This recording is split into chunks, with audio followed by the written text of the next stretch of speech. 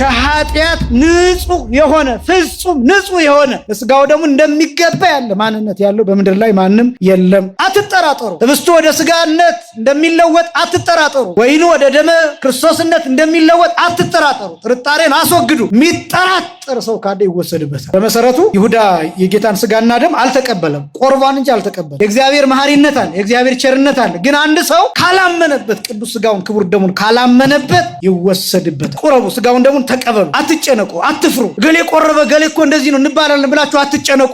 ከቆረብን በኋላስ እንዴት ልንሆን ነው ብላችሁ አትጨነቁ። ኃጢአቱን እንደሆነ ሳንቆርብም እየሰራ ነው። ስለዚህ ቢያንስ ቆርበን ተጨማሪ እድሜ ይጨመርልን ከእግዚአብሔር ጋር አንድ የመሆን የአንድ ቀን እድል እንኳን ቢሆን ቀላል አይደለም። የመጀመሪያው ነፍስ አባት ስለሌለኝ ነው ይላል። ነፍስ አባት ያዝ፣ አዘዝኩኝ፣ ነፍስ አባት ያዝ። ሁለተኛው ደግሞ ለምን አትቆርበ ብሎ ነፍስ አባት አለኝ ግን ደግሞ እንደው እኔ ከስራዬ ጋር አይገናኝም ነው። ስራህን ስራ ግን ደግሞ ስጋውን ደግሞ ተቀበል ነው ሁለተኛው መልስ። ሁለተኛው ሶስተኛው ደግሞ ለምን አትቆርበው ብሎ ከና ወጣት ነኝ ከዚህ በኋላ ኃጢአት ብሰራስ እንደገና ይላል። በጣም ብዙዎቻችሁ የምትሸሹት በእነዚህ ምክንያቶች ስለማታምኑ አይደለም። ስለ ነገ አታስብ፣ ነገ ለራሱ ያስባልና ዛሬ ቁረብ፣ ከነገ በኋላ ደግሞ ማን ያውቃል።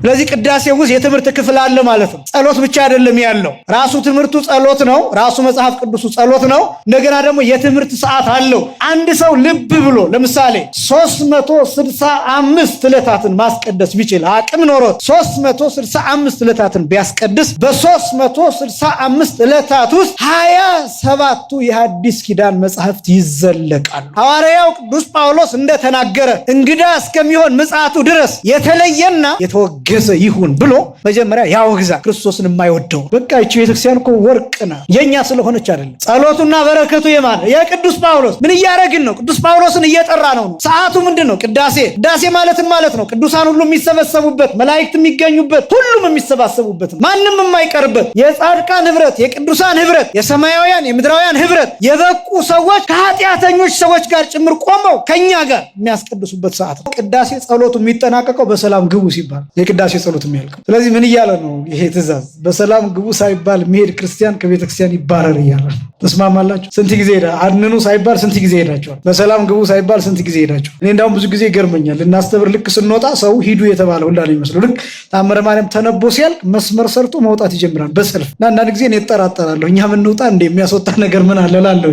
በጣም ብዙ ቦታ ደግሞ እንደዛ። እኔ በጣም ደግሞ የሚደንቀው አንዳንዱ ሰው ታምረ ማርያም ላይ ደርሶ ታምረ ማርያሙን ሰምቶ ታምረ ማርያሙ ሲያልቅ ይወጣል። እኔ ሁልጊዜ በውስጥ የምበሳጨው እንደዚህ አይነት ነገሮች ስለሚዘለሉ ማለት ቤተክርስቲያኗ ልክ መጽሐፍ ቅዱስ እንደማታውቅ ወንጌል እንደማታነብ ተደርጎ ሌላው ጋር ሲወራ እኛው ጋር የነበረው ሰው አብሮ ሄዶ አሁን ልክ ነው መጽሐፍ ቅዱስ አይሰበክም ይላል። እየተነበበልህ አይደለም ወይ?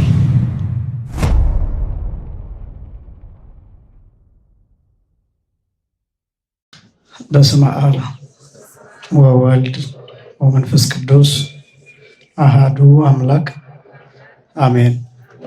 ስብሐት ለእግዚአብሔር ኪያነ ዘፈጠረ ከመ ናምልኮ እንሰግድለት ዘንድ እናመልከው ዘንድ እንገዛለት ዘንድ እናመሰግነው ዘንድ የፈጠረን አምላካችን እግዚአብሔር የባህሪ ምስጋና ለእርሱ ይሁን።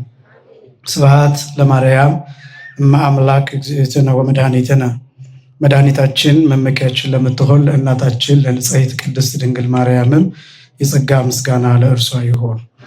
ስብሐት ለመስቀለ ክርስቶስ ዕፀ መድኃኒት ኃይልነ ወፀወንነ ኃይላችን አምባችን መጠጊያችን ጋሻችን ለሚሆን በቀራንዮ ለተተከለ መድኃኒት ለሚባል ለክርስቶስ መስቀልም የጸጋ ምስጋና ለእርሱ ይሁን። አምላካችን እግዚአብሔር በዚህ ዕለት በዚህ ሰዓት በዚህ ቅዱስ ቦታ ተገኝተን ቅዱስና ሕያው ዘላለማዊ የሆነውን ቃሉን እየሰማን እንድንባረክ ስለፈቀደልን ስሙ ለዘላለም የከበረና የተመሰገነ ይሁን።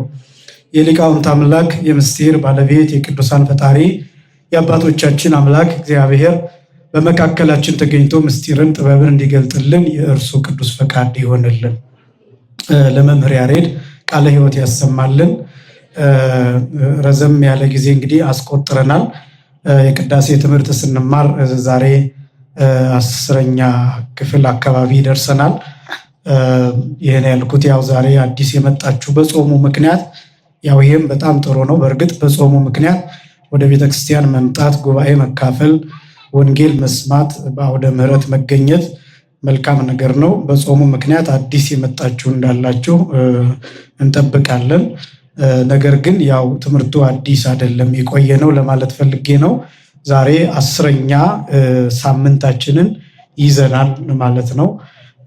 እስካሁን ድረስ በ9 ክፍሎች ተከታታይ ቅዳሴ ምንድነው ከሚለው ትርጉም ጀምሮ በቅዳሴ ውስጥ ያሉ 10 ነገሮች በመጽሐፍ ቅዱስ ሚዛን እነሱን ተመልክተን ከዛ በኋላ ቅዳሴ ሲገባ ያሉትን ዝግጅቶች እነሱን ተመልክተን ከዛ ደግሞ ከዝግጅትም ደግሞ አልፎ የምስጋና ክፍሎችን ተመልክተናል። እስካሁን ድረስ 3 የምስጋና ክፍሎችን አይተናል። እነዚህ 3 የመጀመሪያዎቹ የምስጋና ክፍሎች የሚባሉት የመጀመሪያው ምንባሃ የሚባለው፣ ሁለተኛ መስቀል አብርሃ የሚባለው፣ ሶስተኛ ኩሉ ዘገብራ የሚባለው እነዚህን 3ቱን ስንመለከት ቆይተናል። ማየት የምትፈልጉ እንደገና ወደኋላ መስማት የምትፈልጉ መምህር ቀሲስ መዘምር እንደተናገሩት ነቃ ጥበብ ቲዩብ ላይ ይገኛል፣ ቅዱሱ ሚዲያ ላይ ይገኛል። በነገራችን ላይ ቅዱሱ ሚዲያ የካቴድራሉ ወይም የቤተክርስቲያኑ ሚዲያ ነው። የቅዳሴው አገልግሎት፣ የማህሌቱ አገልግሎት፣ የሰዓታቱ አገልግሎት፣ የስብከተ ወንጌሉ አገልግሎት ከዛ ደግሞ በዓላት ሲሆኑ ደግሞ የአስተዳዳሪው መልእክት፣ የጸሐፊው መልእክት፣ የሌሎቹም መልእክት የሚተላለፍበት ነው። 5000 ምናምን ሰብስክራይበር ነው ያለው። እውነት ለመናገር በዚህ አጋጣሚ ያው እንደዚህ አይነት ነገሮችን ማበረታታት ጥሩ ነው የሚሆነው። ምክንያቱም ከቤተክርስቲያን ቀጥታ የሚመጣውን መልእክት ለመስማትና በዚያም በቀጥታ በየሳምንቱ በቀጥታ ይተላለፋል። እዚያም ላይ መስማት ይቻላል ማለት ነው። እንደው ከመሃል ጀመርን ብላችሁ እንዳትጨነቁ ነው ይሄን እየተናገርኩ ያለሁት። ሳምንት ዕለት ኩሉ ዘገብራ ለጽድቅ ጻድቁ ወዘ ያከብር ሰንበተ ይበል ፈላሲ ዘገባ ሀበ እግዚአብሔር ይፈልጠኒኑ መዝቡ ኩሉ ዘገብራ ለጽድቅ ጻድቁ ወዘ ያከብር ሰንበተ የሚለውን ይህንን በጣም በዝርዝር ተመልክተናል። ትርጉሙ ምን ማለት ነው? ጽድቅን የሚያደርግ ሁሉ ጻድቅ ነው። ሰንበትን የሚያከብር ሁሉ ጻድቅ ነው።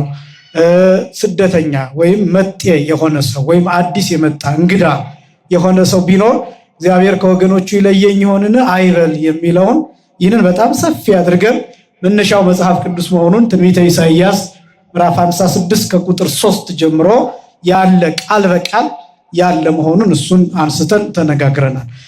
ይሄ የሚባለው እሁድ እሁድ ብቻ ነው ብለን አንስተናል። ለምንድን ነው ይሄ የሚባለው ከቅዳሴ በፊት የሚለውን ነጥብ አስቀምጠናል። የማያምኑ ሰዎች ሊያስቀድሱ ሊመጡ ስለሚችሉ እነሱ እግዚአብሔር ከኛ እንደማይለያቸው እንዲያውቁ፣ ሁለተኛ ደግሞ ሊጠመቁ የመጡ ሰዎች ሊያስቀድሱ ስለሚችሉ ከተጠመቁ በኋላ ከኛ ጋር እኩል እንደሆኑ ለማጠየቅ፣ ሶስተኛ ደግሞ ተጠምቀው ነገር ግን ቤተክርስቲያን መጥተው የማያውቁ ሰዎች ከብዙ ጊዜ በኋላ ጠፍተው እንደገና መጥተው ቅዳሴ ሲያስቀድሱ ይህንን ቃል ቢሰሙ እግዚአብሔር ከወገኖቹ ይለየኝ ይሆንን አይበሉ። ለምን? እግዚአብሔር መሐሪ ስለሆነ አይለያቸውም የሚለውን ሐሳብ የሚያሳይ ነው። የዚህ ማጠቃለያ ሐሳብ ደግሞ ጽድቅን የሰራ ሁሉ ጻድቅ ነው ያልነው። ምንን የሰራ ሁሉ? ጽድቅን የሰራ ሁሉ ምንድነው? ጻድቅ ነው። ሰንበትን የሚያከብር ምንድነው? ጻድቅ ነው። ስለዚህ የሚያስቀድስ ሰው ምንን እያከበረ ነው? ሰንበትን እያከበረ ነው። ሰንበትን ያከበረ ሰው ደግሞ ጻድቅ ነው። የሚያስቀድስ ሰው ምን እየሰራ ነው? ጽድቅ እየሰራ ነው። ስለዚህ ጻድቅ ነው እና ይሄ ነው በግዕዝ የሚባለው። ይሄንን በጣም በሰፊው አብራርቻ አስቀምጫለሁ። እዛ ላይ መመልከት ትችላላችሁ። ዛሬ የምናየው እንግዲህ መምህር ያሬድ በተደጋጋሚ ያው ዜማውን እንድትይዙት በማሰብ እየደጋገሙ ነው ሲያስተምሩን የነበረው። ይሄ ነው ከባድ የሚባለው ይሄ ነው ከቅዳሴ የተሰጠው ዜማ። በነገራችን ላይ ከዚህ በኋላ ያለው አንቲ ውእቱ መሶበ ወርቅ ቀላል ነው። ከዛ በኋላ በአማን አብ ቅዱስ የሚለው ተሰጦ። ምክንያቱም እናንተ አሐዱ አብ ቅዱስን አታጠኑም ገብታችሁ ስለማትቀድሱ ማለት ነው፣ የካህኑ ስለሆነ። ከዛ በኋላ ጊዜው ተሳለን ነው። ከዛ ምስለ መንፈስከ ነው። እነሱም ደግሞ ይደጋገማሉ ይመላለሳሉ እና ቀላል ነው። እውነት ለመናገር ይሄ ነው ትንሽ ጠንከር የሚለውና ልባችሁን ሰጣችሁ ይህንን በደንብ መያዝ ከቻላችሁ ከዛ በኋላ ሞራልም ይኖራቸዋል። ስለዚህ ከዛ በኋላ ያለው ቀላል ነውና ይህንን ብቻ ነው የሚያደክማችሁ። እንዳትሰለችሁ ነው ይህንን ደጋግመን የምንናገረው። ይሄ ሃሌሉያ እመቦ ብእሲ ምእመናን ዘቦአ ቤተክርስቲያን በጊዜ ቅዳሴ ወይሰምዐ መጻሕፍተ ቅዱሳተ ወይሰምዐ መጻሕፍተ ቅዱሳተ ወይተአገሰ እስከ ይፈጽሙ ጸሎተ ቅዳሴ ወይተመጠወ እምቁርባን ይሰደድም ቤተክርስቲያን እስመ አማሰነ ሕገ እግዚአብሔር ወአስተሐቀረ ቁመተ ቅድመ ንጉሥ ሰማያዊ ንጉሠ ሥጋ ወመንፈስ ከመዝ መሃሩን ሐዋርያት አብጠሊሶሙ ይላል። ሙሉ መምህር ያሬድ እንደነገሩን እየከፋፈሉ ዜማውን እንድንይዘው ነው ከፋፍለው የሚነግሩን እንጂ አንድ ጊዜ የሚዘለቅ ነው። በቅዳሴ ውስጥ ሶስት ነገሮች አሉ። አንደኛ ይህ የሚል፣ ሁለተኛ ይካ የሚል፣ ሶስተኛ ይዲ የሚል ታገኛላችሁ መጽሐፈ ቅዳሴን ስታነቡ። ይካ ማለት ይበል ካህን ማለት ነው። ይዲ ማለት ይበል ዲያቆን ማለት ነው። ይህ ማለት ደግሞ ይበሉ ሕዝብ ማለት ነው። ስለዚህ ካህን የሚለው አለ፣ ዲያቆን የሚለው አለ፣ እዛ ደግሞ ሕዝብ የሚለው አለ። በሶስት የተከፈለ ነው አገልግሎቱ። ይበል ካህን የሚለው የሚያጠቃልለው ከፓትርያርኩ ጀምሮ እስከ ቄስ ድረስ ያሉትን አጠቃላይ የሚያጠቃልል ነው። ካህኑ የሚለው ይሄ መጀመሪያው አንደኛው ካህን የሚለው ብቻ ሳይሆን ንፍቁ ቄስ የሚለውም ጭምር ይካ ተብሎ ሊጠቃለል ይችላል። ይበል ካህን ወይም ካህኑ የሚለው ይካ በሚል ይቀመጣል። ዲያቆናት የሚሉት አንደኛው ዲያቆን፣ ሁለተኛው ዲያቆን፣ እነዚህ ሁለቱ ብቻ ናቸው በዜማ የሚሳተፉትና እነዚህ ሁለቱ የሚሉት ይዲ በሚል ይቀመጣል። ይበል ዲያቆን ወይም ዲያቆኑ ይበል ማለት ነው። ሶስተኛው ደግሞ ይበሉ ሕዝብ የሚለው ሕዝብ ይበሉ የሚለው ሕዝብን ብቻ የሚመለከት አይደለም። እየሰማችሁ ነው። ካህናትንም ዲያቆናትንም የሚመለከት ነው። ያ ማለት ይህ የሚለው የህብረት ነው። የምንድን ነው አልኳችሁ? የህብረት ነው። ህብረት ደግሞ የሚባለው ሕዝብ ብቻ አይደለም፣ ወይ ደግሞ ምዕመናን ብቻ አይደላችሁ።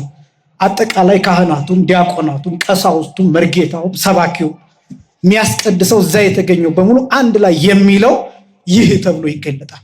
አንዳንዶቻችን አሁን ይህን መናገር ያስፈልገኝ ለምንድን ነው? አንዳንዶቹ ለህዝብ ብቻ የተሰጠ መስሏቸው ቄሱም ተሰጥኦ ሳይቀበል ዝም የሚል ሰው አለ። በቃ ለህዝብ የተሰጠ ነው ብሎ ራሱን ኮፍሶ የሚቆም ሰው አለ። መርጌታም ሆኖ እንደዛ ሊኖር ይችላል። ሰባኪም ሆኖ እንደዛው በቃ ይሄ ይበል ህዝብ ነው የሚለው ህዝብ ነው የሚለው ብሎ ለህዝቡ ትቶ ተኮፍሶ የሚቆማል። ህዝብ ነው የማይቀድስ ሁሉ ህዝብ ነው፣ የሚያስቀድስ ሁሉ ህዝብ ነው። ቁጥራችን አንድ ነው። ይሄ ልዩነት እንደዚህ የሚባል ነገር የለም። በዚያ ሰዓት ልዩነት የሚፈጠረው በቀዳሾችና በአስቀዳሾች መካከል ብቻ ነው። ቀዳሾቹ ይንቀሳቀሳሉ፣ አስቀዳሽ አይንቀሳቀስም። እና ይህን ስርዓት በደንብ መረዳት ያስፈልጋል። ስለዚህ ይሄ ሃሌሉያ እመቦ ብእስ የሚለው በህብረት የምንጮኸው ካህናቱም የሚሉት፣ ቀሳውስቱ የሚሉት፣ ዲያቆናቱ የሚሉት፣ ህዝቡ የሚለው፣ ሰባኪው የሚለው አንድ ላይ ይሄ ድምፅ የሚሰማው በሙሉ አንድ ላይ የሚለው ዜማ ነው። በጣም ይሄ ግን ከባድ የሚያደርገው ራሳችን ላይ የምናውጀው አዋጅ ነው። የመጀመሪያው ይሄ አዋጅ በካህን የሚታወጅ አይደለም። ካህኑ ራሱ ላይ የሚያውጀው ነው። እኔ ራሴ ላይ የማውጀው ነው። እናንተ ራሳችሁ ላይ የምታውጁት አዋጅ ነው። ይሄ ጠንከር የሚያደርገው እሱ ነው። የመጀመሪያው የምስጋናው መጀመሪያ ሃሌሉያ ብሎ ይጀምራል። ሃሌሉያ የምለው የምስጋና ክፍል በተለይ በቅዱስ ያሬድ በጣም ይታወቃል። በብሉይ ኪዳን በልበ አምላክ ዳዊት በጣም አዘውትሮ የሚጠቀመው ነው ሃሌሉያ የሚለው። በዕብራይስጥ ቋንቋ በነገራችን ላይ ሃሌሉ እና ያ ሁለት ቃላት ናቸው። ሃሌሉ እና ከዛ ያ እና አንድ ላይ ሲነገር አንድ ነው የሚመስለው አይደል? ሃሌሉያ ተብሎ ሲነገር አንድ ላይ ይመስላል እንጂ ቃሎቹ ሃሌሉ እና ያ ናቸው። በግዕዙ ግን ሃሌና ሉያ እነዚህ ሁለት ቃላት አሉ። የዕብራይስጡ ሃሌሉ የሚለው እግዚአብሔርን አመስግኑ ማለት ነው። ማንን አመስግኑ? እግዚአብሔርን አመስግኑ ማለት ነው። ያ የሚለው ያህዌህ የሚለውን ቃል የሚተካ ነው።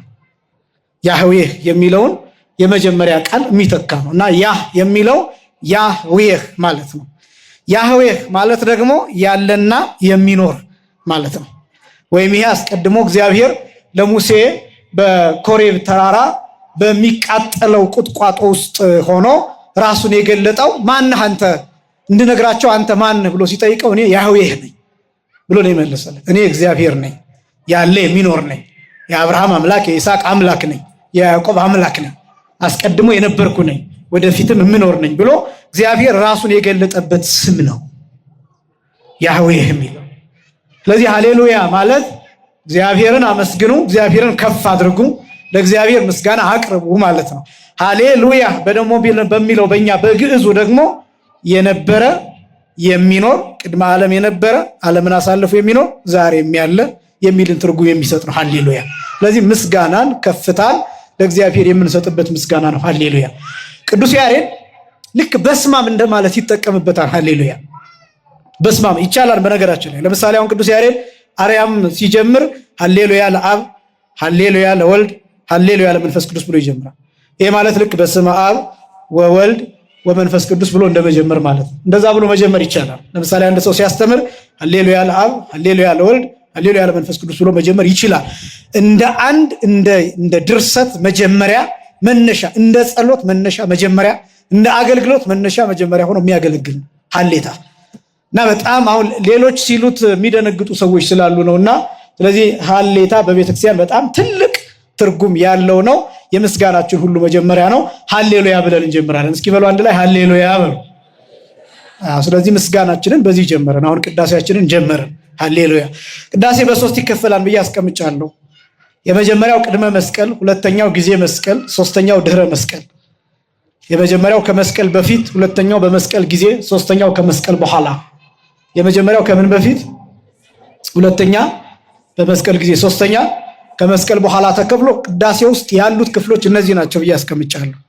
ከመስቀል በፊት ያለው ከጽንሰት ጀምሮ ከጽንስ ጀምሮ እስከ መስቀል ድረስ ያለው አካሉ ከመስቀል ጋር እስከሚገናኝበት ጊዜ ድረስ ያለው። በመስቀል ጊዜ የሚባለው አካሉ ከመስቀል ጋር ተገናኝቶ አካሉ ከመስቀል እስኪወርድ ድረስ ያለው ጊዜ። ከመስቀል በኋላ ያለው ጊዜ ደግሞ ከመስቀል አካሉ ከወረደበት ጊዜ ጀምሮ መቀበሩን፣ መነሳቱን፣ እርገቱን፣ ዳግም ምጽአቱን እነዚህ ሁሉ ይነገሩበታል ቅዳሴ። ሳምንት ያልኳችሁ ቅዳሴ ምንድን ነው ተብላችሁ ከተጠየቃችሁ አጠቃላይ የነገረ ክርስቶስ ትምህርት የቤዛነቱ ምስጢር የሚነገርበት ነው። ቅዳሴ ማለት ይሄ ነው ብላችሁ እንድታብራሩ ነግሬያችኋለሁ። እና ይሄኛው አሁንም እያየን ያለነው ገና ከመስቀል በፊት ወይም ቅድመ መስቀል የሚባለውን ክፍል ነው። ከመስቀል በፊት ያለው ጊዜ የትኛውን የሚያጠቃልል ነው ቢባል ዝግጅቱንና አሃዱ አብ ቅዱስ እስከሚባል ጊዜ ድረስ ያለው። አሃዱ ከተባለበት ሰዓት ጀምሮ ግን ያለው ጊዜ የመስቀል ጊዜ ተብሎ ይታወቃል። የመስቀል ጊዜ ደግሞ የሚጠናቀቀው ዲያቆኑ ጸልዩ በእንቲአነ እስከሚልበት ጊዜ ድረስ ያለው የመስቀል ጊዜ ተብሎ ይታወቃል። ከዛ በኋላ ግን ከመስቀል በኋላ ባለው ክፍል ይጠናቀቃል። ስለዚህ ቅዳሴ እነዚህን ሶስት ክፍሎችን የሚያሳይ ነው። ራሱ ቅዳሴ ደግሞ መስቀል ነው ብዬ ነግሬያቸዋለሁ። እነዚህን ሀሳቦች ምደጋግመው እንድትይዟቸው ስለምፈልግ ነው፣ እንዳይረሳ ነው። እና አዋጁ እንዲህ ይላል። ሃሌሉያ ቅድመ ዓለም የነበረ ዛሬም ያለ ዓለምን አሳልፎ የሚኖር ምስጉን እግዚአብሔር፣ ውዱስ እግዚአብሔር፣ ከፍ ያለ እግዚአብሔር፣ ምጡቅ እግዚአብሔር፣ ረቂቅ እግዚአብሔር፣ ማይደረስበት እግዚአብሔር። እነዚህን ሀሳቦች የያዘ ነው። ሃሌሉያ በእግዚአብሔር ስም ብሎ እንደመጀመር እመቦ ብእሲ እምእመናን ከምእመናን ወገን ሰው ቢኖር ከማን ወገን? ከምእመናን ወገን። ምእመናን ሲባል አሁንስ ምን ማለት ነው? አሁን ብዙ ሰው ምእመናን የሚለውን ለእናንተ ብቻ ሰጥቶ የሚረዳዋል። ካህንም ምእመን ይባላል፣ ፓትርያርክም ምእመን ይባላል፣ ጳጳስም ምእመን ይባላል፣ ቄስም ምእመን ይባላል፣ ዲያቆንም ምእመን ይባላል፣ ሰባኪም ምእመን ይባላል። ምእመን ማለት አማኝ ማለት ነው። ምእመን ማለት ነው አማኝ። አማኝ ብቻ ሳይሆን ታማኝ ማለትም። ምን ማለት ነው? ታማኝ ማለት ነው። ምእመን ማለት አመነ ከሚለው የግዕዝ ግስ የወጣ ነው። ምእመን ማለት በዋናነት የታመነ ከዛስ አማኝ ማለት ነው። ለምሳሌ ጌታ በማቴዎስ ወንጌል ምዕራፍ 25 ከቁጥር 14 ጀምሮ የሰጠው ምሳሌ ያለ አይደለ? ገብር ኄር ወገብር ምእመን እያለ የተናገረው የማቴዎስ ወንጌል ምዕራፍ 24ን በተመሳሳይ ከቁጥር 38 ጀምሮ ይህንን ያነሳል። ገብር ኄር ወገብር ምእመን፣ ቸር አገልጋይ፣ ታማኝ አገልጋይ እያለ ይጠራል። ስለዚህ ምእመን የሚለው ለእናንተ ብቻ የተሰጠ አይደለም። አሁን እኛ ምእመናን ስንላችሁ እናንተ የእናንተ ብቻ መጠሪያ አድርጋችሁ ልትወስዱት ትችላላችሁ። አንዳንዱም የህዝቡ ብቻ መጠሪያ አድርጎ የሚወስደው ሳል። በእርግጥ እኔ እላለሁ ብዙ ጊዜ እውነትም ምእመናን እናንተ ናችሁ። ምክንያቱም በብዙ መልኩ አምናችሁ አስራታችሁን አውጥታችሁ በኩራታችሁን አውጥታችሁ መታችሁ ጸድቃችሁ የምትሄዱት እናንተ ስለሆናችሁ፣ ቆርባችሁ የምትሄዱት እናንተ ስለሆናችሁ፣ ንስሐ የምትገቡት እናንተ ስለሆናችሁ፣ አምናችሁ ፀሐይ እየተመታችሁ ሁልጊዜ እንደምለው ንግስ የምታነግሱት እናንተ ስለሆናችሁ ምእመን መባል ይገባቸዋል። ምእመን ማለት ታማኝ የሚያምን ማለት ነው። አማኞች ናቸው፣ ታማኞች ናቸው በእውነት። ምክንያቱም ብዙዎቻችሁ ያንን ስለምታደርጉ በታማኝነት እግዚአብሔር ያየናል ብላችሁ ንስሐችሁን ቀኖናችሁን ፈጽማችሁ ትመጣላችሁ። የተሰጣችሁን ስግደት ሰግዳችሁ ጨርሳችሁ ይፍቱኝ ትላላችሁ። እኛ ምንም ምንሁን ምን ልትሰሙን ትመጣላችሁ። ስለዚህ ታማኞች ናችሁ፣ አማኞችም ናችሁ።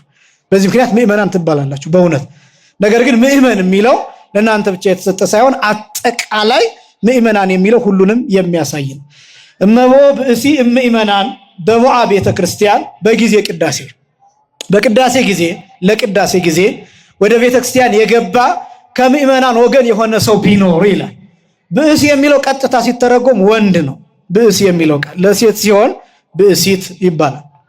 ነገር ግን ብዙ ጊዜ ያው የሚገለጠው መጽሐፍ ቅዱስም ላይ ያለው በወንድ አንቀጽ ነው። ለምሳሌ አትግደል የሚል ህግ ነው ያለው እንጂ አትግደይ የሚል ህግ አለ። ነገር ግን አትግደል ስለሚል ሴት መግደል ተፈቅዶላታል። ለወንድ ነው የተሰጠው ተብሎ ዝም አይባልም አይደለም። ይሄ ህግም ለወንድ የተሰራ ቢመስልም ነገር ግን ለሁላችንም የተሰጠ ህግ ነው። ስለዚህ ምእመናን የሚለው ሴቶችንም ወንዶችንም የሚያጠይቅ ነው ማለት ነው። ዘቦአ ቤተክርስቲያን በጊዜ ቅዳሴ፣ በቅዳሴ ጊዜ ከምእመናን ወገን ወደ ቤተክርስቲያን የገባ ሰው ቢኖር፣ ወዴት የገባ ሰው ቢኖር? ወደ ቤተክርስቲያን። በደንብ እያስተዋላችሁት። ይሄ ህግ የት ላይ መሰላችሁ የሚገኘው? የሐዋርያት ሲኖዶስ አራተኛ ሲኖዶስ የሚባል አለ። ራብዓይ ሲኖዶስ አብጥሊስ ተብሎ ይጠራል። ስርዓት ማለት ነው፣ ህግ ማለት ነው። ሲኖዶስ ማለት በነገራችን ላይ ቃለ ጉባኤ እንደማለት ነው። ነገር ግን የማን ቃለ ጉባኤ የሚለው ነው ወሳኙ እንጂ ሲኖዶስ ማለት እንደሱ ነው። ቀጥታ ትርጉሙ ስብስብ ማለት ነው። ስብስብ ማለት ሲኖዶስ ማለት የተቀደሰ ስብስብ፣ የተቀደሰ ጉባኤ፣ የተለየ ጉባኤ፣ ክርስቲያናዊ ጉባኤ ማለት ነው። ሲኖዶስ ማለት እንደሱ ነው። ለምሳሌ ሲኖዶስ ተሰብስበዋል እንላለን፣ የተቀደሰው ጉባኤ ተጀምሯል ማለታችን። የጳጳሳቱን ጉባኤ፣ የጳጳሳቱን ህብረት ሲኖዶስ ብለን እንጠራዋለን። እና ሐዋርያት በተሰበሰቡበት ሰዓት የሚወስኗቸው ውሳኔዎች አሉ። እነዛ ውሳኔዎች ቃለ ጉባኤው የሲኖዶስ ውሳኔ፣ ቃለ ሲኖዶስ፣ ስርዓተ ሲኖዶስ ተብሎ ይጠራል። እና ብዙ አይነት አጠራር አለ። ይሄ አብጥሊስ ተብሎ የሚጠራው ሲኖዶስ 9ኛ አንቀጽ ላይ የሚገኝ አዋጅ ነው። ይሄ ትእዛዝ የሐዋርያት ትእዛዝ ነው። የማን ትእዛዝ ነው አልኳቸው? የሐዋርያት ትእዛዝ ነው። ይሄ አሁን ምልላችሁ አሁን መምህር ያሬድ ሲያስጠኑን የነበረው በዜማው እኔ ደግሞ አሁን እያልኩት ያለሁት እሱ የሐዋርያት ትእዛዝ ነው። የሐዋርያት አራተኛ ሲኖዶስ አብጥሊስ ተብሎ የሚጠራው 9ኛ አንቀጽ ላይ ቃል በቃል የተቀመጠ ያንን ነው በዜማ ምንለው። ይቺ ቤተክርስቲያን ሐዋርያዊት መሆኗንም ጭምር የምናሳይበት ነው እንጂ የሆነ ሌላ ሰው በልብ ወለድ የደረሰው የሰጠው ትእዛዝ አይደለም። ይሄን በደንብ በጥንቃቄ እየሰማችሁ እመቦ ብእሲ ምእመናን ዘቦአ ቤተክርስቲያን በጊዜ ቅዳሴ፣ በቅዳሴ ጊዜ ወደ ቤተክርስቲያን የገባ ሰው ቢኖር ወደ ቤተክርስቲያን። አሁን ህጉን እንዴት ጠንቅቀው እንደሚያስቀምጡት ተመልከቱ። ይሄ ህግ ለማን የተሰጠ ነው ቢባል መጀመሪያ ወደ ቤተክርስቲያን ለሚገባ ሰው። ወዴት ለሚገባ ሰው? ወደ ቤተክርስቲያን ለሚገባ ሰው የተሰጠ ህግ ነው ማለት። ይህ ህግ ቤቱ ያለ ሰውን አይደለም የሚመለከተው፣ ወደ ቤተክርስቲያን ያልገባ ሰውን አይደለም የሚመለከተው፣ ወደ ቤተክርስቲያን ውስጥ ያልገባ ሰውን አይደለም የሚመለከተው፣ ውጭ ቆሞ የሚያስቀድሰውን ሰው አይደለም የሚመለከተው። በተለያየ ምክንያት ውጭ ቆሞ የሚያስቀድስ ሰው ሊኖር ይችላል። ይሄ ህግ በዋናነት ወደ ቤተ መቅደሱ ወደ ቤተክርስቲያኑ ገብቶ የሚያስቀድሰውን ሰው ነው። ብዙ ጊዜ ደግሞ የምለውን ነገር ላስቀምጥ። ቤተክርስቲያን 3 አጥሮች አሏት፣ 3 ቅጽሮች። አሁን ይሄ የከተማው ቤተክርስቲያን አሰራር በጣም ሰፊ ስለሚሆን ስለምንቸገር እንጂ የገጠሪቱ ቤተክርስቲያን 3 ክፍሎች አሏት። የመጀመሪያው ክፍል ነዳያን የሚቀመጡበት፣ ነዳያን የሚለምኑበት፣ የተቸገሩ ሰዎች ምግብ የሚያገኙበት፣ የተቸገሩ ሰዎች ልብስ የሚያገኙበት፣ ሳንቲም የሚጠይቁበት ቦታ፣ ማደሪያ ያጡ ሰዎች የማይከለከሉበት የሚያድሩበት ቦታ የመጀመሪያው አጥር ነው የቤተክርስቲያን የመጀመሪያው ክፍል። ሁለተኛው ክፍል ደግሞ የሚባለው ጸሪቀ መበለት የሚቆረስበት ክፍል በሰንበት ቀን ሰንበት እንዳይሻር ጸሪቀ መበለት የሚሰጥበት። ይሄ ጸሪቀ መበለት የሚባለው ከምን እንደሚዘጋጅ ታውቃላችሁ? ከተወሰኑ እህሎች ብቻ የሚዘጋጅ፣ ጨው የማይገባበት፣ በርበሬ የማይገባበት፣ ቅመም የማይገባበት። ይሄ ራሱ ምሳሌ ስላለ ነው። ራሱን ይቻል። ቅመም አይፈቀድም፣ ጨው አይፈቀድም፣ በርበሬ አይፈቀድም። እነዚህ ጣፋጭ ነገሮች አይፈቀዱም። ብቻውን ዱቄቱ ብቻ ተጋግሮ ነው የሚቦካው አንደኛ። ሁለተኛ ደግሞ ዱቄቱ ይሄ ምንድነው የሚባለው? አይቦካም ነው የሚባለው። አይቦከል አፍለኛ ምናምን ይባላል አይደል? እንደዛ ነው እንዲጋገር የሚፈቀደው። መጣጣ እንዳይሆን ይደረጋል። ይሄ በጣም ብዙ ምሳሌ አለው። ከእስራኤላውያን ጋር ተያይዞ እንዳላሰፋ ነው። ከዛ ጋር ተያይዞ ምሳሌዎች አሉ። ሰንበትን ለማክበር የእስራኤልን ሕግ ለመጠበቅ ጭምር ለማሳየትም ጭምር ምሳሌነቱን እና ስለዚህ ያ ይደረጋል። ያ የሚቆረስበት ቦታ ሁለተኛው ቅጽር ይባላል። እንደገና ደግሞ ይሄ ሁለተኛው ቅጽር ያለበት በገጠሪቱ ካብ የድንጋይ ካቦች አሉ። ወርሃዊ ልማድ ላይ ያለች ሴት እሱን ተጠግታ ታስቀድሳለች። ብትገባ እንኳን ከቅጽሩ ብትገባ እንኳን ጀርባዋ ካቡ ላይ ይሆናል። ከዛ ግን ማለፍ አትችልም። ይሄ ብቻ ደግሞ ሳይሆን ጫማ የሚወለቅበት ቦታ ነው። እሱ ቦታ እንደ ገጠሪቱ ክፍል በእያንዳንዱ ቦታ ርቀቱ በምን ይለካል መሰላችሁ? በክንድ በ40 ክንድ ነው የሚለካው። በ20 ሜትር በአማካይ በ20 ሜትር። ይሄ ማለት ከዚህ መቅደስ ህንፃ ጀምሮ 20 ሜትር ይለካና አጥሩ ይሰራል። ከዛ ቀጥሎ እንደገና አሁንም 20 ሜትር ይሰራና አጥር ይሰራል። እንደገና ከዛ ቀጥሎ አሁንም 20 ሜትር ይለካና ወደ ውጭ ያለው ቅጽር ይሰራል። ስለዚህ 3 ቅጽሮች አሉ። በ40 ክንድ በ40 ክንድ በ40 ክንድ። እንደዚህ የቤተ መቅደሱ አሰራር እንደዛ ነው። ነገር ግን ወደ ቤተ መቅደሱ ተአምረ ማርያም የሚሰማበት፣ ተግሳጽ የሚሰጥበት፣ ትምህርት የሚሰጥበት፣ ወንጌል የሚሰጥበት፣ ድርሳን የሚተረጎምበት፣ ዜና ሥላሴ የሚነበብበት፣ ወንጌል ትርጓሜ የሚነገርበት ቦታ፣ ታቦቱ የሚዞርበት ቦታ፣ እዚያ ቦታ ያሉ ሰዎች ግን በተለያየ ምክንያት ወደ ቅዳሴው መግባት ያልቻሉ ማለት ሰዓት ረፍዶባቸው ሊሆን ይችላል። በተለያየ ምክንያት ከዚህ በፊት ገልጥ እንደነበረው ፈሳሽ ያፍንጫ ፈሳሽ ያስቸገራቸው መቅደስ መግባት የማይችሉበት አንዳች ነገር ቢኖር ውጭ ሆነው የሚያስቀድሱበት ቦታ ነው እሱ ቦታ። ስለዚህ እነዚህ ሰዎች ቤተክርስቲያን እንደገቡ ነው የሚቆጠረው። ከዛ ውጭ ያሉት ሰዎች ግን ይሄ ሕግ አይመለከታቸውም። ወደ ቤተክርስቲያን የገባ ሰው ማለት ይሄ ነው። ወደ ቤተክርስቲያን ከምእመናን ወደ ቤተክርስቲያን በቅዳሴ ጊዜ የገባ ሰው ቢኖር ወኢሰምዐ መጻሕፍተ ቅዱሳተ ቅዱሳት መጻሕፍትን ባይሰማ፣ በደንብ ያዙ። አንደኛ።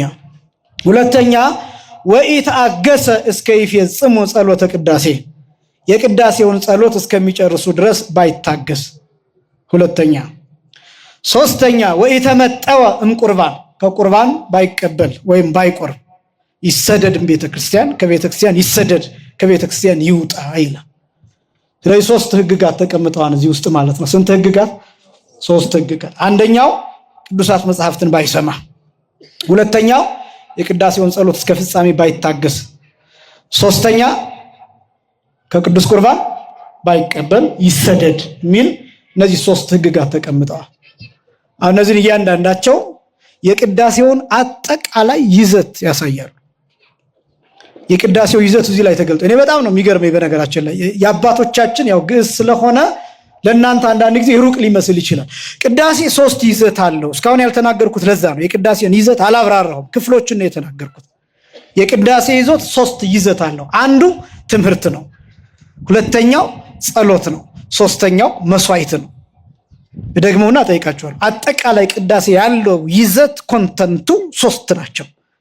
አንደኛው ትምህርት ነው፣ ሁለተኛው ጸሎት ነው፣ ሶስተኛው መስዋዕት ነው። አንደኛው ምንድነው አልኳችሁ? ትምህርት፣ ሁለተኛው ጸሎት፣ ሶስተኛው መስዋዕት። ሁላችሁም ተናገሩ። አንደኛ ትምህርት፣ ሁለተኛው ጸሎት፣ ሶስተኛው መስዋዕት። አሁንም ድገሙት። አንደኛ ቅዳሴ ምን አለው? ሁላችሁም። ሁለተኛ ጸሎት፣ ሶስተኛ ምን ያበሳጫችኋል? በሉ ስላልኳችሁ የተበሳጫችሁ መሰላችሁ። ሶስት ይዘቶች አሉት ማለት። ስለዚህ ቅዳሴ ማለት ስለነዚህ ነገሮች የሚናገረው። ትምህርት ማለት ምን ማለት ነው? የትኛው ነው ቢባል ለምሳሌ ሲነበብ መጽሐፍ ቅዱስ ሲነበብ ታውቃላችሁ አታውቁም? በቅዳሴ ጊዜ የሚነግረኝ ሰው በቅዳሴ ጊዜ መጽሐፍ ቅዱስ ይነበባል አይነበብም? ይነበባል። ለምሳሌ የሚነግረኝ ሰው ለምሳሌ ወንጌል ይነበባል። ጥሩ። ሌላ መልእክታት፣ የቅዱስ ጳውሎስ መልእክታት፣ የቅዱስ ጴጥሮስ መልእክታት፣ የያዕቆብ መልእክት፣ የይሁዳ መልእክት፣ የዮሐንስ መልእክታት፣ አንዳንድ ጊዜ ራእየ ዮሐንስ፣ ግብረ ሐዋርያት፣ እነዚህ ሁሉ ይነበባል። ሐዲስ ኪዳን አንድም ሳይቀር ሐዲስ ኪዳን አጠቃላይ ይነበባል። ወንጌሉ በዕለቱ የተመደበው ማቴዎስ ሊሆን ይችላል፣ ማርቆስ ሊሆን ይችላል፣ ሉቃስ ሊሆን ይችላል፣ ዮሐንስ ሊሆን ይችላል። ከወቅቱ ጋር፣ ከዕለቱ ጋር፣ ከዘመኑ ጋር፣ ከጊዜው ጋር፣ ከበዓሉ ጋር፣ ከታሪኩ ጋር፣ ከመልእክቱ ጋር ተስማምቶ ይነበባል ወንጌል። ከዛስ ደግሞ መልእክታቱ አሉ። አንደኛው ዲያቆን ለምሳሌ የቅዱስ ጳውሎስን መልእክታት ከ14ቱ መልእክታት አንዱ ነው የነበረ። ከዛስ ንፍቁ ዲያቆን ወይም ደግሞ ሁለተኛው ዲያቆን የቅዱስ ጴጥሮስ መልእክታት ወይም የያዕቆብ መልእክት ወይም የይሁዳ ወይም የዮሐንስ መልእክታት ለዕለቱ የተመደበውን ያነባል። ስለዚህ መጽሐፍ ቅዱስ ይነበባል። ንፍቁ ቄስ ወይም ሁለተኛው ቄስ ደግሞ ግብረ ሐዋርያትን ያነባል። ምን እየተደረገ ነው? በዚህ ሰዓት ትምህርት እየተሰጠ። ምን እየተሰጠ? ትምህርት እየተሰጠ። ስለዚህ ቅዳሴ ውስጥ የትምህርት ክፍል አለ ማለት ነው። ጸሎት ብቻ አይደለም ያለው። ራሱ ትምህርቱ ጸሎት ነው። ራሱ መጽሐፍ ቅዱሱ ጸሎት ነው። እንደገና ደግሞ የትምህርት ሰዓት አለው። አንድ ሰው ልብ ብሎ ለምሳሌ 365 ዕለታትን ማስቀደስ ቢችል አቅም ኖሮት 365 ዕለታትን ቢያስቀድስ በ365 ዕለታት ውስጥ 27ቱ የሐዲስ ኪዳን መጻሕፍት ይዘለቃሉ። ሰምታችሁኛል? 27ቱ የሐዲስ ኪዳን መጻሕፍት ይዘለቃሉ። ልብ ያለው ሰው፣ ጆሮ ያለው ሰው፣ መስማት የሚችል ሰው፣ ማስተዋል የሚችል ሰው፣ ጠንቃቃ የሆነ ሰው የየዕለቱን ዛሬ የተነበበው የቅዱስ ጳውሎስ መልእክት ይሄ ነው።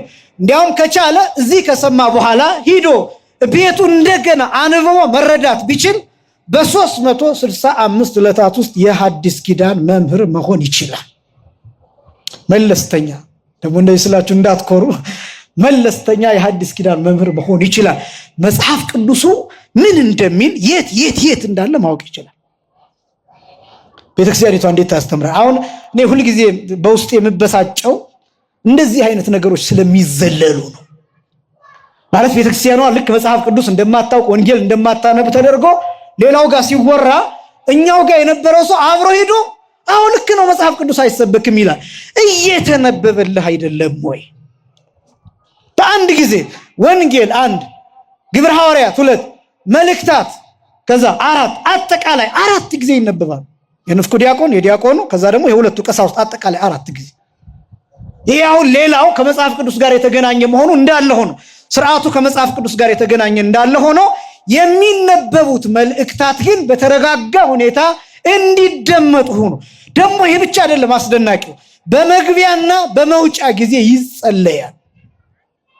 ለምሳሌ አሁን ዲያቆኑ የመጀመሪያው ዲያቆን የቅዱስ ጳውሎስ መልእክታት ከማንበቡ በፊት ኩሉ ዘያፈቅሮ ለእግዚእነ ወአምላክነ ወመድኃኒነ ኢየሱስ ክርስቶስ ወዘኢየአምን ልደቶ ማርያም ቅድስት ድንግል በክልኤ ታቦተ መንፈስ ቅዱስ እስከ ምጽአቱ ሐዳስ በከመ ይቤ ጳውሎስ ውጉዘ ለይኩን ይላል።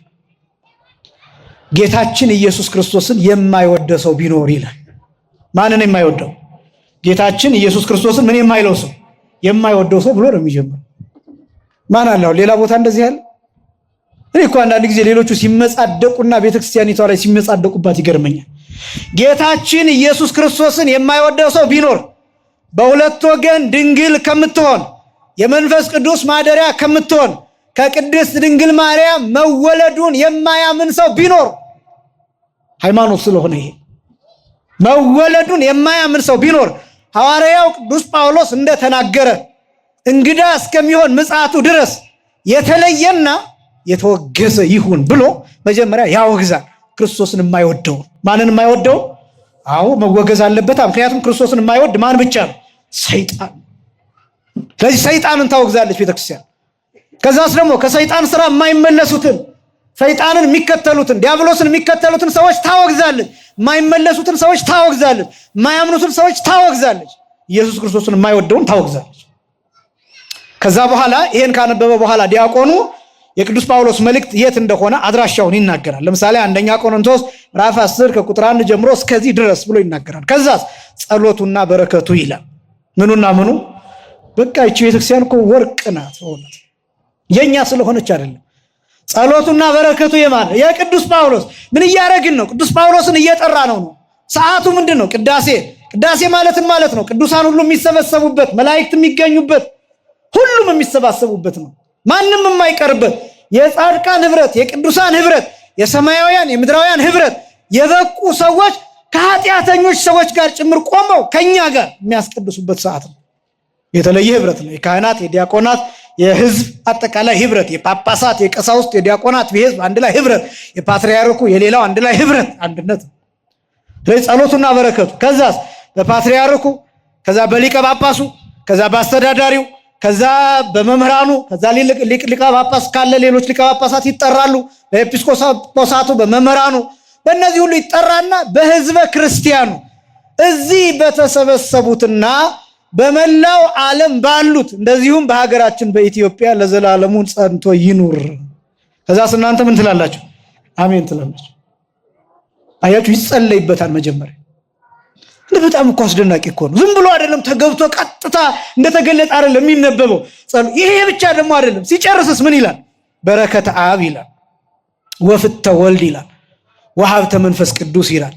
ዘወረደ ላዕሌ ሐዋርያት ከማው ይረድ ላዕሌ ወይት መካብ በላዕሌ ወበላይ ለኩልክሙ ይላል። በሐዋርያት በጽርሐ ጽዮን የወረደ የአብ ፍቅር፣ የወልድ በረከት፣ የመንፈስ ቅዱስ ጸጋ በእናንተ ላይ አድሮ እጥፍ ድርብ ሆኖ ይደርባችሁ ይላል። ያን ጊዜ እኛ አሜን እንላለን። ሲገባም ይጸለያል፣ ሲያልቅም ይጸለያል። በጣም እኮ አስደናቂ እኮ ነው። ተመልከቱ። ይሄንን አድርጎ ያነባል። ይሄን በዕለቱ ለምን ተነበበ ይሄ ቅዱስ ጳውሎስ መልእክት ብሎ መመርመር ይቻላል። ስንክሳሩን ማየት፣ ከዛ ደግሞ የዕለቱን የቅዱሳንን ገድል ማየት፣ ድርሳናቸውን ማየት፣ ግጻዌውን ማየት፣ እነዚህን መመልከት፣ ከዛ በኋላ ምስጢሩን መልእክቱን ለመረዳት ታሪኩን ለማወቅ። በጣም ደግሞ የሚደንቀው ይሄ ብቻም አይደለም። ለምሳሌ ይሄ ከተነበበ በኋላ እኛ ከምን ጋር ማያያዝ እንችላለን? ዛሬ ይሄ የተነበበው ለምንድን ነው ብለን ስንክሳሩን ሄደን ስናነብ የቅዱሳንን ታሪክ ይነግረን። ከዛ የቅዱሳንን ታሪክ ደግሞ ስንመለከት ከቅዱሳን ጋር በረከት እንካፈላለን፣ ታሪክ እናውቃለን። ስለ ቅዱሳን ስንጠየቅ በማንኛውም ጊዜ መመለስ እንችላለን። ቤተክርስቲያኒቷ እንዲህ ትሰራናለች ዕለት ዕለት። ይሄ የትምህርት ጊዜ ተብሎ ይጠራል። የምን ጊዜ ይባላል? የትምህርት ጊዜ። ስለዚህ ቅዳሴ የመጀመሪያው ይዘት ትምህርት ተብሎ ይጠራል። አጠቃላይ ትምህርት ነው፣ ትምህርት አለው። ነገር ግን ይሄ ክፍል ደግሞ ቅዱሳት መጻሕፍት የሚነበቡበት የትምህርት ክፍል ይባላል። ለዛ ነው በነገራችን ላይ ትምህርቱ ከተጠናቀቀ በኋላ ጻኡ ንዑሰ ክርስቲያን የሚባለው ለዚያ ነው። ጻኡ ንዑሰ ክርስቲያን፣ የክርስቲያን ታናናሾች ውጡ የሚለው አዋጅ የሚታወጀው ምን ከተነበበ በኋላ ነው? ምን ከተነበበ በኋላ? ወንጌል ከተነበበ በኋላ። ያ ማለት ትምህርቱ ተሰጥቶ አለቀ ማለት ነው። የሚያስፈልገው ትምህርት በቂ የሚባለው ትምህርት ለምን? መጀመሪያ የቅዱስ ጳውሎስ መልእክታት ተነበቡ። ከዛ ቀጥሎ ወይ የጴጥሮስ ወይ የያዕቆብ ወይ የይሁዳ ተነበበ፣ ወይ ራዕየ ዮሐንስ ተነበበ። ከዛ ቀጥሎ ግብረ ሐዋርያት ተነበበ። ከዛ ወንጌል ተነበበ፣ አለቀ። ከአዲስ ኪዳን ለዕለቱ የተመደቡት ከተነበቡ ትምህርቱ ከተሰጠ በኋላ ያ የማያምነው ሰው ወደ ቤቱ ሲሄድ ምን ይዞ እንዲሄድ ነው? የቅዱስ ጳውሎስ መልእክት አንደኛ ቆሮንቶስ ምዕራፍ 10 ከቁጥር 1 ጀምሮ ተነቧል። የቅዱስ ጴጥሮስ መልእክት ሁለተኛ ምዕራፍ 2 ተነቧል። ወይም የይሁዳ መልእክት ወይም የዮሐንስ መልእክት። ከዛ ግብረ ሐዋርያት ይሄ ምዕራፍ ተነቧል። ወንጌል ይሄ ተነቧል። ይሄን እያሰበ ወደ ቤቱ ይሄዳል። ቤቱ ሲደርስ ያነበዋል። ከዛ ቃሉ እየተዋሃደው እየጸና ይመጣል። እኔና እናንተስ ምንድነው የምናደርገው? ምን እንደተነበበ አናውቅም። ብዙ አስቀዳሽ እንደዛ ነው የሚያደርገው። አንዳንዶች አሉ ጎበዞች፣ ምስባክ ምን እንደተሰበከ ያውቃሉ፣ ወንጌል ምን እንደተነበበ ያውቃሉ፣ መልእክታቱ ምን እንደተነበቡ ያውቃሉ። ቅዳሴ ከ14ቱ ቅዳሴያት ማን እንደተቀደሰ ሁሉ የሚያውቁ ጎበዞች አሉ። ምስባክ ሁሉ አጥንተው የሚመጡ አሉ። ለምሳሌ ምስባኩ ከልበ አምላክ ዳዊት ከ150 መዝሙራት የተውጣጣ ነው፣ ከብሉይ ኪዳን ማለት ነው። እንደምታውቁት ያው ስንደርስበት እናየዋለን። ዲያቆኑ ይላል፣ ከዛ ተቀባዮች ይላሉ። አጠቃላይ 5 ጊዜ ይመላለሳል። የነቢያትን ዘመን 5500 ዘመን የምናስብበት ዘመን ነው። የመከራውን ዘመን፣ የስቃዩን ዘመን፣ የነቢያትን ጩኸት የምናስብበት ዘመን። የቅዱስ ዮሐንስ መጥምቅን ስብከት የምናስብበት፣ የነ ሙሴን ስብከት ትንቢት የምናስብበት፣ የነ ኢሳይያስን ጩኸት የምናስብበት፣ የነ ሕዝቅኤልን ጩኸት የምናስብበት ነው ምስባኩ። ስለዚህ ቤተክርስቲያኒቷ ብሉይውንም ሐዲሱንም አንድ አድርጋ ታስተምርበታለች ቅዳሴው። ይሄ የትምህርት ክፍል ይባላል። የምን ክፍል ይባላል? የትምህርት ክፍል ተብሎ ይጠራል። ከብሉይ ኪዳንም ከአዲስ ኪዳንም። ስለዚህ ጎበዝ የሆነ ሰው ምን ያደርጋል? ምስባኩን ይሰማና ምስባኩ የተሰበከው መዝሙር ይህን ያህል ነው ቁጥሩ። ከዛስ ቤቱ ይሄዳል። ከዛስ በኋላ ሙሉ መዝሙሩን ያየዋል። ሙሉ እቺ 3ቷን መስመር ብቻ አይደለም፣ ሁሉንም ያየዋል። ይሄ ሰው ይኸውላችሁ በ365 ዕለታት ውስጥ 150ውን ኦልሞስት 2 ጊዜ ይዘልቀው 150ውን ዳዊት። ምክንያቱም 150 በሁለት ስንት ነው? 300 ነው። አጠቃላይ ስንት ዕለታት ነው ያሉት በአመት ውስጥ? 365 ዕለታት። 365 ዕለታት ያስቀደሰ ሰው ዳዊትን ከ2 ጊዜ በላይ እንደመዝለቅ ነው። በጣም አስደናቂ ነው። ስለዚህ ቤተክርስቲያኒቷ በዚህ የምታስተምርበት ጊዜ ነው። ይሄ የትምህርት ሰዓት። መጽሐፍተ ቅዱሳት የሚለው ይሄ ነው። ቅዱሳት መጽሐፍት ስለሚነበቡበት ማለት ነው። ከዛ ወይታገሰ እስከ ይፈጽሙ ጸሎተ ቅዳሴ። ሁለተኛው ጸሎት ይባላል። የቅዳሴውን ጸሎት እስከሚፈጽሙ ድረስ የቅዳሴ ጸሎት ቅዳሴው ጸሎተ አኮቴተ ቁርባን ተብሎ ይጠራል። ጸሎተ ቁርባን ተብሎ ይጠራል። ሥርዓተ ቅዳሴ ተብሎ ይጠራል። ጸሎተ ቅዳሴ ተብሎ ይጠራል። ጸሎተ ቁርባን ተብሎ ይጠራል። ጸሎተ እንፎራ እየተባለ ይጠራል። በብዙ አይነት ስም ይጠራል ቅዳሴው ብያቸዋለሁ ከዚህ በፊት። ስያሜው ብዙ ነው። ዋናው ነገር ግን ይሄ ጸሎተ ቅዳሴ የሚለው አነጋገር ቅዳሴ ጸሎት እንደሆነ የሚያሳይ ነው። ቅዳሴ ምን እንደሆነ? ጸሎት እንደሆነ። መላው ጸሎት ነው። መላው ጸሎት ነው። ግን ይሄ ወኢትአገሰ እስከ ይፈጽሙ ጸሎተ ቅዳሴ የሚለው የሚመለከተው ባለፈው እንዳልኳችሁ ንስሐ ገብተው ቀኖና ተሰጥቷቸው ጻኡ ንዑሰ ክርስቲያን ሲባል ወይም የክርስቲያን ታናናሾች ውጡ ሲባል የማይወጡትን ሰዎች የሚመለከት ነው። በተለያየ ምክንያት ከአቅም በላይ ባልሆነ ምክንያት ቅዳሴ ለሚያቋርጡ ሰዎች የተነገረ። ከአቅም በላይ ባልሆነ ምክንያት፣ ከአቅም በላይ የሆኑ ምክንያቶች አሉ። ከዚህ በፊት ገልጫለሁኝ። በቅዳሴ ሰዓት ውስጥ የሚያስቀድስ ሰው ነስር ቢመጣበት ሊወጣ ይችላል። ደም ቢፈሰው በአፍንጫው ደም ቢመጣ ሊወጣ ይችላል ከቅዳሴው። የሚወጣው ግን ከግቢ አይደለም። ከቤተ ክርስቲያኑ ወጥቶ የሆነ ቦታ እንዲቀመጥ እንዲያስታግስ ሊደረግ ይችላል። ያ ብቻ ሳይሆን ወርሃዊ ልማድ አንዲት ሴት ድንገተኛ ቢከሰትባት በዚያ ሰዓት ተዲያቆናዊት ሴት አንድ አሁን አጠራር ለምሳሌ በፍልሰታ በሌሎችም ጊዜያት የሚያስቀድሱ ሴቶች ሰንበት ተማሪዎች አሉ አይደለም? በእነሱ አማካኝነት መውጣት ይቻላል። አንዳች ነገር የሚጥል ነገር ቢኖር መቀመጥ ይቻላል። ከዚህ በፊት የተናገርኩት እና ከአቅም በላይ የሆኑ ነገሮች፣ የጤና ጉዳዮች፣ እነዚህ ነገሮች ቢያጋጥሙ ከቤተ መቅደሱ ሊወጣ ይችላል፣ አቋርጦ ሊወጣ ይችላል። ይሄ ከቀኖና በላይ ነው። ይሄ ከህግ በላይ ነው። ይሄኛው ከስርዓት በላይ ነው እና እነዚህን አይደለም የሚመለከተው። ግን በማን አለብኝነት አቋርጦ የሚወጣ ቄስ ነኝ ብሎ አቋርጦ የሚወጣ ለቅዳሴው የሚያስፈልጉ ትእዛዞች ካልሆኑ በስተቀር ቀዳሽ ነኝ ብሎ አቋርጦ የሚወጣ ለቅዳሴው ስርዓት የሚያስፈልጉ ነገሮች ካልሆኑ በስተቀር ይሄ ካልሆነ ይባረር ነው የሚል። ደግሞ ይባረር ሲባል እስከ መጨረሻው አይደለም፣ እመጣበታለሁ። ስለዚህ የቅዳሴው ጸሎት ሙሉ የቅዳሴው ጸሎት ተብሎ ነው የሚጠራው። እስከ መጨረሻው ማለት ምን ማለት ነው ቢባል በሰላም ግቡ እስከሚባል። በምን ግቡ እስከሚባል? በሰላም ግቡ። ያው እኛ እናውቀዋለን መቼ አብዛኛው ሰው እንደሚሄድ ይታወቃል። በእርግጥ እሱ ላይ የእናንተ ችግር ብቻ አይደለም፣ የእኛም ችግር። ያው እናበዛለን፣ ምስክርነት ይበዛል፣ ስለት ይበዛል፣ ትምህርት ይበዛል፣ ፕሮግራም መሪ መብዛት፣ መንዛዛት፣ መስፋት፣ እነዚህ ነገሮች ሁሉ አስቀድሞ ሰውን ወደ ጉዳዩ ወደ ማህበራዊ ጉዳዩ እንዳይሄድ ስለሚያደርጉ አንዳንዴ ባላስፈላጊ ነገሮች እኛም ጊዜ ስለምናባክን ያ ለዛ እኛም ተጠያቂዎች እንሆናለን። ግን ደግሞ ቅዳሴ ጸሎቱ የሚጠናቀቀው በሰላም ግቡ ሲባል የቅዳሴ ጸሎት የሚያልቀው። ስለዚህ ምን እያለ ነው ይሄ ትእዛዝ? በሰላም ግቡ ሳይባል የሚሄድ ክርስቲያን ከቤተክርስቲያን ይባረር እያለ ነው። ተስማማላችሁ? ስንት ጊዜ ሄዳ አድንኑ ሳይባል ስንት ጊዜ ሄዳችኋል? በሰላም ግቡ ሳይባል ስንት ጊዜ ሄዳችኋል? እኔ እንዳውም ብዙ ጊዜ ይገርመኛል። ልናስተምር ልክ ስንወጣ ሰው ሂዱ የተባለ ሁላ ነው የሚመስለው። ልክ ተአምረ ማርያም ተነቦ ሲያልቅ መስመር ሰርቶ መውጣት ይጀምራል በሰልፍ እና አንዳንድ ጊዜ እኔ እጠራጠራለሁ፣ እኛ ምንወጣ እንደ የሚያስወጣ ነገር ምን አለ እላለሁ። በጣም ብዙ ቦታ ደግሞ እንደዛ።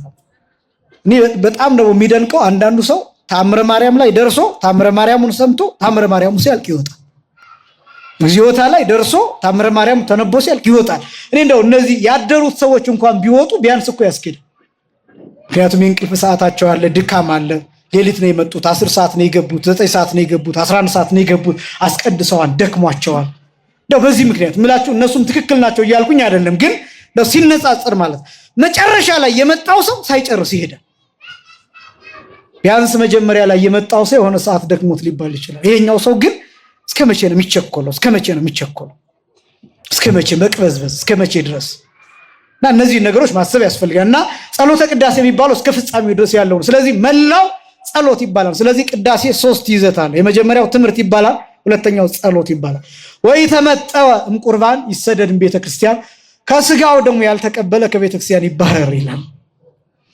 ስጋውን ደግሞ ያልተቀበለ አሁንም ይሄ ስርዓት ያው አሁን ላይ እንዳልኳችሁ አንዳንድ ስርዓቶችን ያው ግዴታ አሁን ላይ ይሄ ካለው ሁኔታ ጋር ማስታረቅ ግዴታ ይሆንብን። ካለው ሁኔታ ጋር ይሄ ስርዓት ሲሰራ ሐዋርያት የሚያስቀድስ ሰው ሁሉ ይቆርባል። ምን ያለ ሰው ሁሉ ይቆርባል? የሚያስቀድስ ሰው ሁሉ ይቆርባል። ያስቀደሰ ሰው ሁሉ ስጋውን ደሙን ይቀበላል። ለምሳሌ ይሄን ያሳየን ማን ነው? ጌታ 12 ሐዋርያት ቆርበዋል። ከ12 ሐዋርያት ውስጥ ማን አለ? ማን አለ? ከ12 ሐዋርያት ይሁዳ አለ። ስለዚህ ይሁዳ ቆርባን አልቆረበም? ቆርቧል። ስለዚህ ለሁሉም ተሰጥቷል። በነገራችን ላይ ለይሁዳ ጌታ ያቆረበበት ምክንያት አሁን ጠፍቶት አይደለም። በመሰረቱ ይሁዳ የጌታን ስጋና ደም አልተቀበለም፣ ቆርባን እንጂ አልተቀበለም። አንዳንድ ጊዜ መቁረብና መቀበል የተለያዩ ነገሮች ስለሆኑ እንደዚህ ስላችሁ ተስፋ እንዳትቆርጡ። እኛ አንዳንድ ጊዜ የቆረብን ሊመስልን ይችላል፣ ላንቆርም ይችላል። ብዙ ጊዜ ይላሉ ቀዳሾች ቀድሰው ሊያቆርቡ ይችላሉ፣ ይቆርባሉ። ቀዳሾቹ ውስጥ እኮ ግን እንደሚገባ ካልሆነን ግን ስጋው ደግሞ ከኛ ተወስዶ ለሌሎች ይሰጣል። ምክንያቱም ይሄን ጌታ በወንጌል አረጋግጦልናል። የማቴዎስ ወንጌል ምዕራፍ 21 ቁጥር 42 ጀምሮ የተጻፈው ቃል ፍሬዋን ለሚያደርግ ሕዝብ ትሰጣለች ይላል። ለምሳሌ እስራኤላውያን ቆርበዋል። እስራኤላውያን ምን ብለዋል አልኳችሁ? ቆርበዋል። ያልኳችሁ ግን ቅዱስ ስጋውን ክቡር ደሙን ተቀብለዋል ማለት አይደለም። ከምን ጋር ቆርበዋል? ከኪዳን ጋር ቆርበዋል። ከየትኛው ኪዳን? ከብሉዩ ኪዳን ጋር ቆርበዋል። ከነቢያት ትንቢት ጋር ቆርበዋል። ከቅዱሱ መጽሐፍ ጋር ከብሉዩ ጋር ቆርበዋል። መሲህን ከመጠበቅ ጋር ቆርበዋል። ትንቢቱን በቃል ከመሸምደድ ጋር ቆርበዋል። በኦሪቱ ከተጻፈው ሕግ ጋር ቆርበዋል። ግን አልተቀበሉትም። መሲህ ሲመጣ አልተቀበሉትም። ስለዚህ መሲህ ለነሱ ሳይሆን ለአሕዛብ ተሰጠ። የክርስቶስ ስጋ መስቀል ላይ የተሰጠው በእስራኤል ምድር በቀራንዮ በኢየሩሳሌም ቦታ ነው። እነሱ ግን አላገኙትም። ግን እሳ ትንቢቱ ጋር ቆርበዋል። ትንቢቱ አላቸው፣ መጽሐፉ አላቸው፣ ነገር ግን ፍሬ የላቸው። ስለዚህ መቁረብና መቀበል፣ ስጋውን ደሙን መቀበልና መቁረብ የተለያዩ ናቸው። እንደዚህ ስላችሁ ስንቆርብ ስጋው ደግሞ አልተዋሃደንም ማለት ነው ብላችሁ እንድትጨነቁ አይደለም። የእግዚአብሔር መሐሪነት አለ፣ የእግዚአብሔር ቸርነት አለ። ግን አንድ ሰው ካላመነበት ቅዱስ ስጋውን ክቡር ደሙን ካላመነበት ይወሰድበታል። ሲቆርብ ልታዩት ትችላላችሁ። ስጋውን ደሙን ሲወስድ እኮ ልታዩት ትችላላችሁ። ካህኑ በአፉ ሲያደርግለት፣ ዲያቆኑ ደሙን በአፉ ሲያደርግለት ልታዩት ትችላላችሁ። ግንስ የተሰወረ ረቂቅ መልአክ መጥቶ ይቀማውና ለሌሎቹ ይሰጣቸዋል። ለሚገባቸው በበረሃ ለሚኖሩ፣ በምድረ በዳ ለሚኖሩ፣ በሌላ ስፍራ ሆስፒታል ላሉ፣ ብዙ ጊዜ የምለው ነው ይሄ፣ አልጋ ላይ ላሉ ግን ለሚናፍቁ፣ ግን ለበቁ፣ ለስጋው ደግሞ እንደሚገባ ሆኖ እግዚአብሔር ባወቀ እንደሚገባ ሆኖ ለሚጠብቁ፣ አውሮፓ ውስጥ ላሉ፣ አሜሪካ ውስጥ ላሉ፣ አረብ ሀገራት ውስጥ ላሉ፣ የተለያየ ቦታ ሆነው እየሰሩ ንጹህ ሆነው ማተባቸውን ሳይበጥሱ መስቀላቸውን አስረው ስዕል እየደበቁ ከአሰሪዎቻቸው እየሸሹ እየተሰወሩ በእግዚአብሔር ፊት እየሰገዱ የሚያድሩ የበቁ ብዙ አሉ። ለእነዚህ ሰዎች መልአክ መጥቶ መልአክ ወስዶ ይሰጣቸዋል። በዋልድባ በረሃ፣ በማህበረ ሥላሴ በረሃ፣ በደብረ ሊባኖስ ጫካ፣ በሌሎችም ቦታዎች በተተከለ ድንጋይ ላይ ተተክለው እያመሰገኑ የሚኖሩ እላያቸው ላይ ልብሱ የነተበ ልብሳቸው ቅማል ያፈራ ስለ ክርስቶስ ፍቅር ያን እንኳን ሳያኩ ሳይነኩ ሰውነታቸውን እጃቸውን ለጸሎት ብቻ ዘርግተው ሰማዩን እያዩ እንደነ አቡነ ገብረ መንፈስ ቅዱስ የሚኖሩ ቅዱሳን አሉ። ለነሱ ወስዶ ይሰጣቸው። ምግባቸው ይሄ ነው። ምግባቸው ይሄ ነው። ከሰማይ ህብስት ይወርድላቸዋል ሲባል ለቅዱሳን ሰማይ ላይ ኪችን የለም። እንጀራ የሚጋገርበት ዳቦ የሚመስልበት ምጣድ እዛ የለም።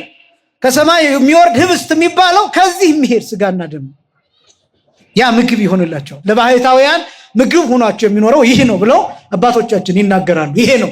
ማይገባን ከሆንን ይወሰድብናል። ስለዚህ መቁረብና ቅዱስ ስጋው ክቡር ደሙ ከሰውነታችን ጋር ሲዋሃድ የተለያዩ ናቸው። እንዲህ እንዳይሆን ምን እናድርግ ቢባል አትጠራጠሩ። ህብስቱ ወደ ስጋነት እንደሚለወጥ አትጠራጠሩ።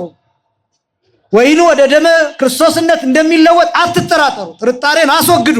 የሚጠራጠር ሰው ካለ ይወሰድበታል። ስለዚህ እሱ ነው። እንዲህ አይነት ሰዎች አሉ እና ሁሉም ስጋውን ደሙን ስለተቀበለ ልክ ነው ተዋህዶታል ማለትም አይደለም። እንደዚህ ሲሆን ደግሞ እንድትጨነቁ አይደለም። ግን አንድ ሊቃውንቱ የሚገርመኝ አንድ የሚያስቀምጡት ቃል አለ። እነዚያም ማያውቁ እነዚህም ማያውቁ ይላሉ። እነዚህም ማያውቁ ማለት ለምሳሌ እኔ አሁን የጄ ስጋውን ደሙን ተቀበልኩኝ ነጭ ለብሼ አድርገውና እግዚአብሔር እንደ ኃጢአቴ የማይገባኝ ከሆነ አንተ አይገባህም ብሎ መልአኩን ይልካል። መልአኩ መጥቶ ይቀማኛል። እኔ አላውቅም። በእኔ ቤት ቆርቤያለሁ። በእርግጥ ቀጥሎ ለስጋው ደግሞ ያበቃኛል አምናለሁ። ምሳሌው ነው የምላችሁ ደግሞ እና ያንን ወስዶ ለበቁ ሰዎች ይሰጣቸዋል። ከኔ እንደተወሰደ እኔ አላውቅም። ከዛስ ደግሞ በበረሃ ያሉት አባቶች ከየት እንደመጣ ከማን ቀምቶ እንዳመጣው አያውቁም። ምግብ ብቻ እንደተሰጣቸው ያውቃሉ። ምክንያቱም የሚኖሩት በንጽህና ነው፣ በቅድስና። ስለዚህ እነዛም አያውቁ እነዚህም አያውቁ። ለምን ሲባል እኛ ተስፋ እንዳልቆርጥ ነው። እኔ ተስፋ እንዳልቆርጥ ነው። እኔ ምን እንዳልቆርጥ አልኳቸው? ተስፋ እንዳልቆርጥ። እነዚያ ደግሞ እንዳይታበዩ ነው፣ ራሳቸውን ከፍ እንዳያደርጉ። እኛ እኮ ከነንትና ተቀምጦ የመጣልን እኮ ነን። እኛ እኮ ከነገሌ ተቀምጦ ቀለብ የሚሰፈርልን እኮ ነን። ቆራቢ እኮ ታቶ በዚህ ምድር እኮ የጌታን ስጋና ደም የሚቀበል ጠፍቶ እኛ ነን እኮ እየተቀበልን ያለ ነው ብለው በትዕቢት ጾር እንዳይወድቁ እንዳይፈተኑ እነዚያም አያውቁ እነዚህም አያውቁ። በባህር የጠለቁ የወደቁ በአሸዋ የጠለቁ ምግብ ሆኗቸው የሚኖር ይህ ነው ብለው መተርጉማኑ ያስቀምጣሉ። የአባቶቻችን በረከት በሁላችንም ላይ ይደረብን። ወኢተመጠወም ቁርባን ከቁርባን ያልተቀበለ ይሄ በጥንቶቹ በቤተክርስቲያን በሐዋርያት ስርዓት ብቻ አይደለም፣ በሀገራችን ስርዓት ለምሳሌ በእነ አፄ ዘርዓ ያዕቆብ ዘመን ያስቀደሰ ሰው ሁሉ እንዲቆርብ ይደረጋል ወይም ይቆርባል። የማይቆርብ ከሆነ ከቤተክርስቲያን እንዲባረር ማስጠንቀቂያ ይሰጠዋል። ሳምንት እንዳልኳችሁ አሁን ላይ እንደዛ አይነት ማስጠንቀቂያ ብንሰጥ እሰይ አድርገውት ነው ሊል ሁሉ ይችላል። በቃ በዛው ወጥቶ መቅረት የሚፈልግ ብዙ ሰው ሊኖር ይችላል። አሁን ላይ ቤተክርስቲያን ምን እያደረገች እንደሆነ ታውቃላችሁ? ድካማችንን እየተሸከመች ስርዓቱን እያሻሻለች ቀኖናውን እያሻሻለች እነዚህ በግልጽ አሁን ቀኖና ላይ በግልጽ ያሻሻልናቸው ነገሮች ላይኖሩ ይችላሉ። በነፍስ አባት በኩል ግን የተሻሻሉ ቀኖናዎች አሉ። እንደዚህ ስላችሁ ያላግባብ ያለ ስርዓት ይሁን እያልኩኝ አይደለም። ደጋግሜ እንደምለው ካህን አንድ ፍትሐ ነገሥት ነው። ካህን አንድ ፍትሐ ነገሥት ነው። ያላግባብ ቢወስን ያለ ስርዓት ቢወስን ይጠየቃል። ያላግባብ ያለ ስርዓት ቢወስን ራስ ወዳድነት አታሎት፣ ባልንጀርነት አታሎት፣ ሀብት አታሎት፣ እገሊት ባለጸጋ ናት፣ እገሌ ባለጸጋ ነው፣ እገሌ አዋቂ ነው፣ እገሊት አዋቂ ናት፣ እገሊት እንድታበላኝ እንድታጠጣኝ፣ ቤቷ እንድትጠራኝ፣ ጠላ እንድትጠምቅልኝ፣ ጠጅ እንድታጠጣኝ፣ ስጋ እንድትሰጠኝ እንደዚህ ብሎ አስቦ ንስሐ የሚያቀልሰው ፍርድ አለበት። ግን ነፍስ እንዳትጠፋ ብሎ ነፍስ እንዳትጠፋ ሰዎች እንዳይጠፉ ሰዎች እንዳይወድቁ እንደወጡ እንዳይቀሩ እንዳይጨነቁ እኔ እነሱን ዕዳ ልሸከም ብሎ ለነዚህ ሰዎች የሚያደርግ ካህን ግን ብፁዕ ነው። ስለዚህ ይሄ ከቁርባን ያልተቀበለ ከቤተክርስቲያን ይሰደድ የሚለው ያልቆረበ ይሰደድ አይደለም። እየመጣ በተደጋጋሚ የማይቆርብ ከሆነ የማይቆርብበት ምክንያት ደግሞ የማያምን ከሆነ ምን የማይል ከሆነ የማያምን የማይቀበለው ለምንድን ነው ከተባለ አይ ስጋው ደግሞ እኮ አያድንም እያለ የማይቆርብ ከሆነ ይለይ። ስጋው ደግሞ አያድንም። አሁን ላበረታታችሁ ፈልጌ አይደለም። ለምሳሌ አሁን ከእናንተ መካከል ያልቆረበ ሰው ካለ ያልቆረባችሁበትን ምክንያት በጥቂቱ መናገር ይችላል። እየጨረስኩኝ በጥቂቱ መናገር ይችላል። ለምሳሌ አሁን ከዚህ መካከል አንዱ ወጣት አስነስቼ ለምን ነው የማትቆርበው ብለው የመጀመሪያው ነፍስ አባት ስለሌለኝ ነው ይላል። ነፍስ አባት ያዝ አዘዝኩኝ፣ ነፍስ አባት ያዝ።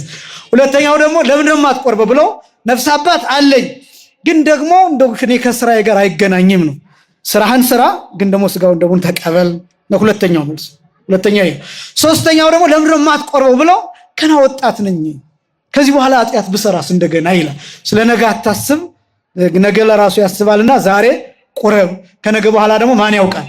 ከቻልን ያው እየበረታን እንሄዳለን፣ ካልቻልን ደግሞ በኃጢአት ወድቀንም ቢሆን እንደገና ተመልሰን ንስሐ ገብተን ጻድቅ 7 ጊዜ ይወድቃል ከዛ ስንት ጊዜ ይነሳል።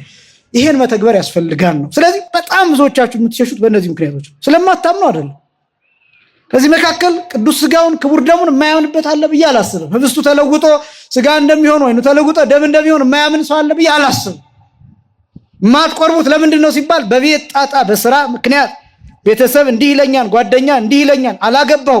አንዳንዶች ደግሞ ነፍስ አባቶች አይ አንተ ወጣት ስለሆንክ ስታገባ ነው መቁረብ ያለብህ፣ ስለዚህ ብቻህን መቁረብ አትችልም ብለው የሚከለክሉ ሰዎች አሉ። ስህተት።